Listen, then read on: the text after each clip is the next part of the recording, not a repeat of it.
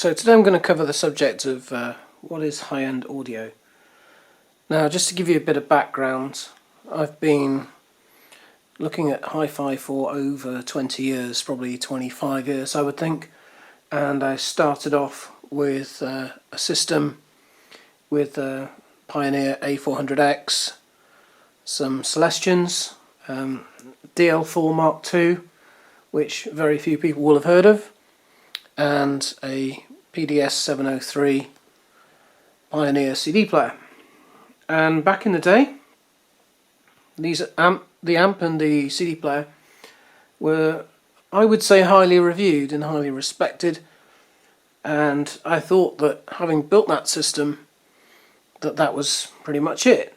And I remember looking at magazine reviews of components that nowadays are probably not seen as extremely expensive, but around the £1,000 to £4,000 mark, and this was around the early 90s.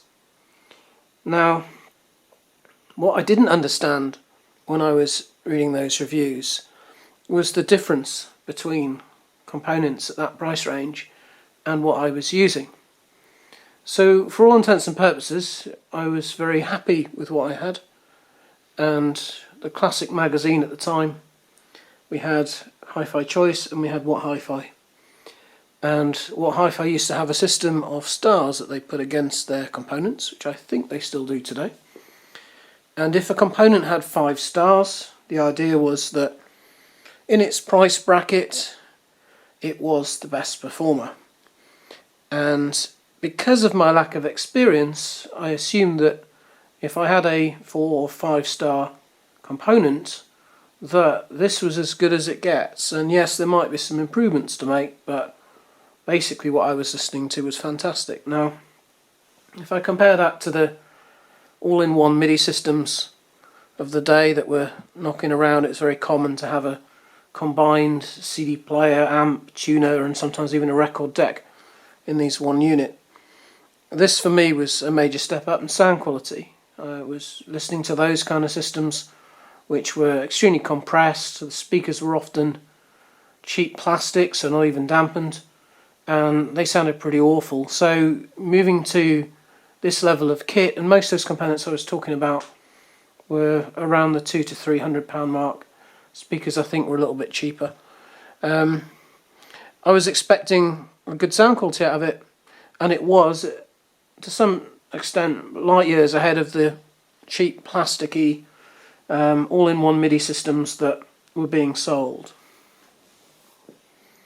Now, it took me quite a while, and I think probably my first hi-fi show, to realise that I was missing something, that the sound I was hearing could be significantly improved upon.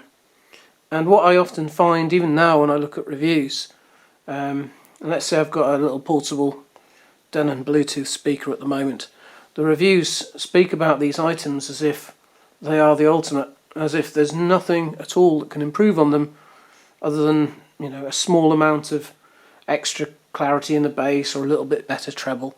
But they don't really critique these items, and you'll see a lot of hype around what I would, in this case, certainly with Bluetooth speakers, call pretty cheap kit.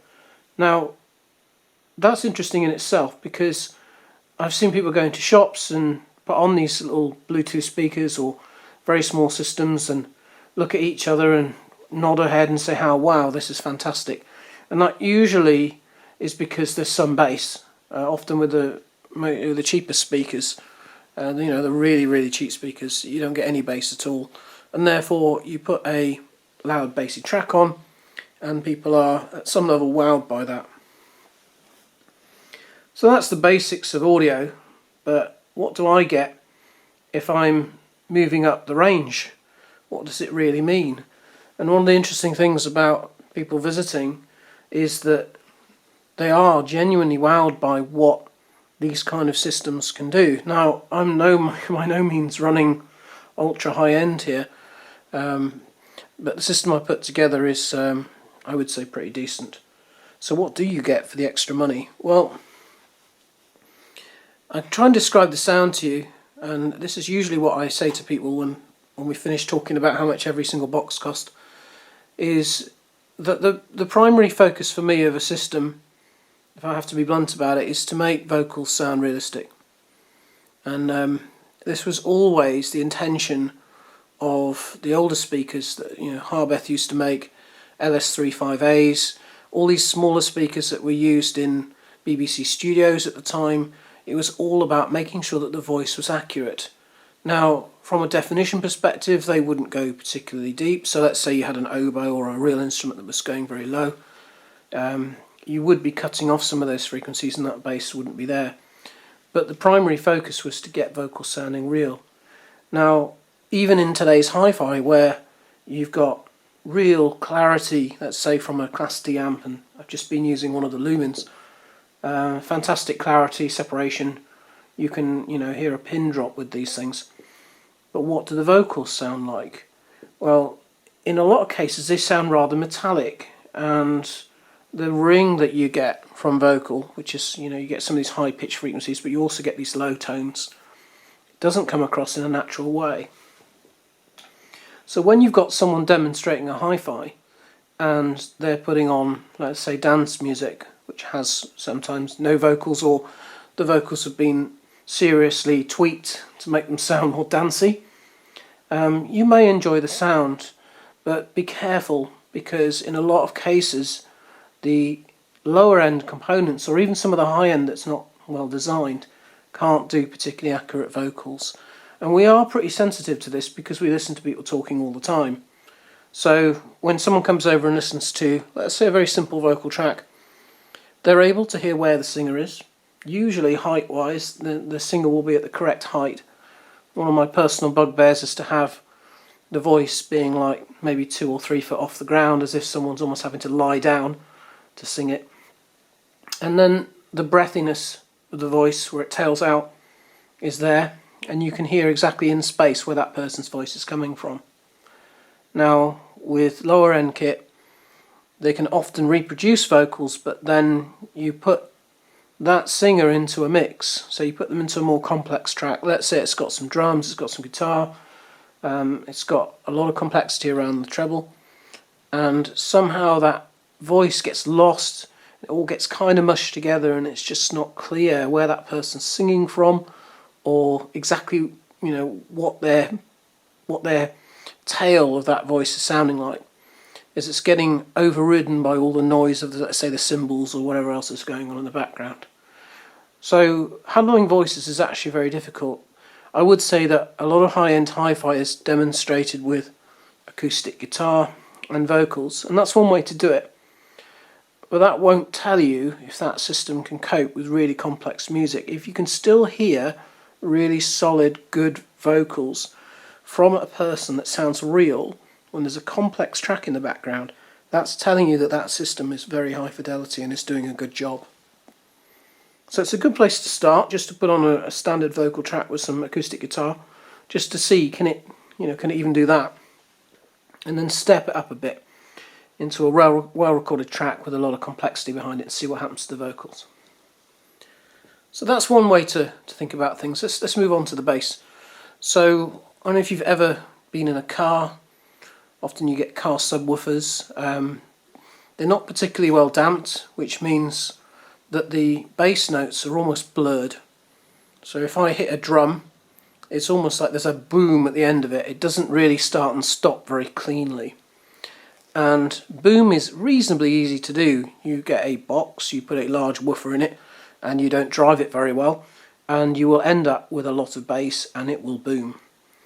You will not hear the finer nuances of that bass. So if you think about a bass guitar, or an oboe, or any stringed instrument like that, it will produce a very, very clean note. There'll be a tail out, and it won't boom. It will sound like a note in its own space.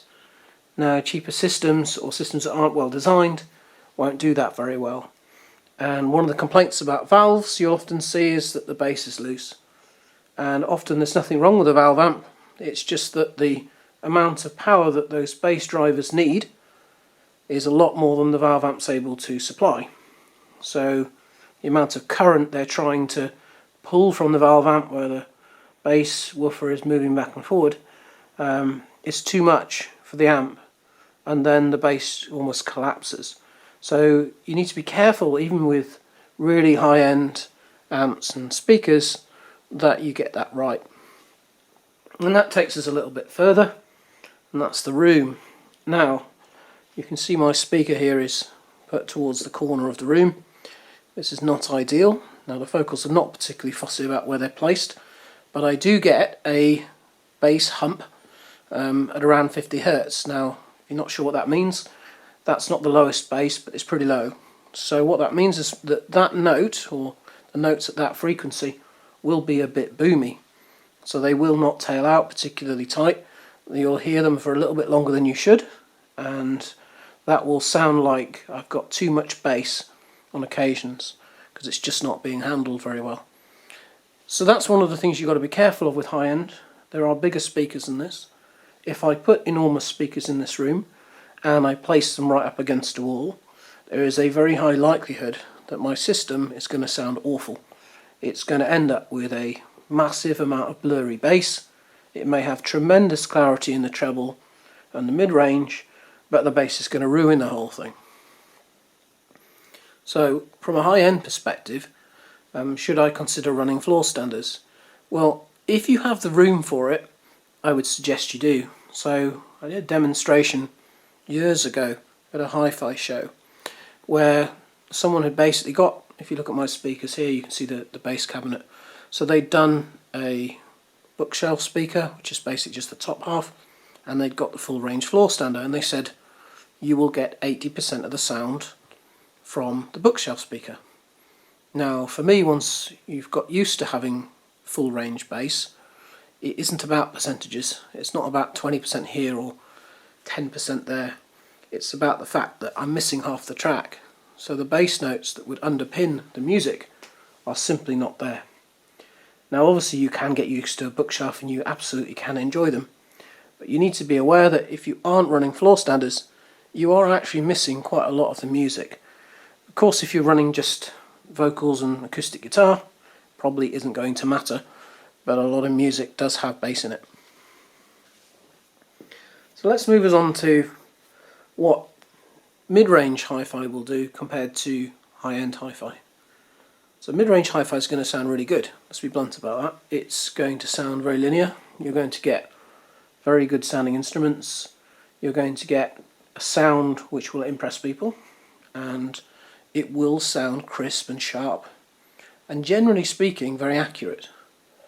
Now what steps you up to the high end is something very subtle, and that's often soundstage. Now if I talk about that in real terms, my soundstage with a system like this, it will be able to do the placement of instruments, and it will be able to do the placement of instruments not just for height, so some instruments are higher than others, but also depth. So are the speakers producing sounds, let's say a drum kit, behind themselves or in front of themselves? And if they can do this kind of 3D imaging, then you're almost like painting a picture in front of yourself.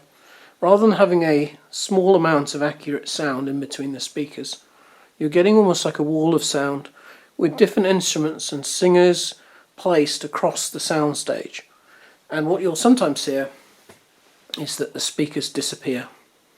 And what that means is that if you were to close your eyes, you wouldn't be able to say exactly where that speaker is. And this is a neat trick that high-end hi-fi has, and it just shows that the stereo image is large enough not to point out exactly where a speaker is coming from. So it's a good way to see whether or not it's performing at a very high-end level. Let's bring us on to something which I talk about fairly frequently, which is decay. Now, one of the big differences between the Audio Research Reference 6 and the Audio Research Reference 3 was not the overall sound. Vocals sounded fantastic, the drums sounded really accurate on both, but what was missing was decay. So I've said this in one of my previous videos, if you were to hit a cymbal and then that cymbal was to tail out all the way till total silence, obviously if you're listening to that cymbal up next to it, you're well aware of what that means. Now a system that doesn't do decay very well will play the cymbal at its initial hit, but then that ringing out will disappear, so you won't hear it. So if you've got good decay, it will go all the way through and you'll hear it all the way to the last microsecond of sound in the mix. And that's very hard for a system to do. The other thing that a really high-end system will do is it will place the instruments accurately. So the size of the voice, where it is, will be correct. It won't be 1 or 2 feet wide, or it won't be 1 or 2 millimeters wide. It will sound as if it is the right size for whatever it is you're listening to. So if I talk about a drum, if you hear a bass drum, that generally is a very loud sound that will come from, because it's so deep, it will come from all areas. It will really shake the room. And high-end hi-fi will do that. If I talk about vocals, I want to hear someone speaking normally or singing normally. I want to hear them in their right space. I don't want to hear that voice as if it's a foot wide, because obviously that's not going to be accurate at all. And back to rooms, if you've got a room which has got almost no dampening in it, so you haven't got any furniture, you've got no carpets, you've just got open walls, then you're going to end up with so much echo, it's going to sound like it's coming from all over the place, and that can be really awful as well. So what am I getting from my high-end hi-fi? I'm getting a lot more, and almost certainly you have to listen to it to appreciate it. It takes people a little bit of time to acclimatise to what they're listening to, and once you've got used to this kind of sound, the decay of instruments, the placement of sound, the accuracy of the bass, all of these aspects become difficult to go back to what I would call mid-fi, where the sound is very good, but you are missing a lot. So that's what that sort of true high-end is offering you. And if you get the chance to listen to a really good system, then sit down and look for those points. See if you can pick them out, and then when you go back to your system, you can probably see where the improvements could be made, and that will help you if you decide to upgrade.